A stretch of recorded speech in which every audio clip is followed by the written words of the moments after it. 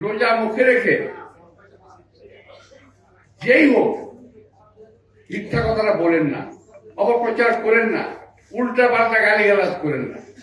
এতে নিজেদের বংশের পরিচয় মর্যাদা কিন্তু পরিচয় পাওয়া যায়। কে কোথেকে আসছেন?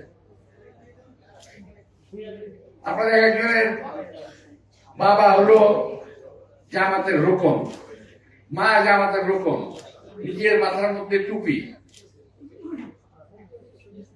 তারপরে দাঁড়িয়ে আছে। অর্থাৎ সুন্নতের সমস্ত কিছু উপকরণ শরীরে রেখে যখন একটা মানুষ রোজা মুখে রেখে গালিগালাজ করে, তার রোজা কি থাকে?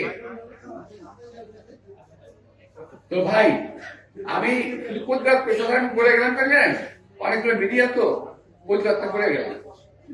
তবে আমরা রোজা মুখে রেখে গালিগালাজ করি না, মিথ্যা কথা বলি না, একজন মানুষের বিরুদ্ধে অপবাদ দিয়ে নিজেকে প্রতিষ্ঠিত করার চেষ্টা কখনো করি নাই।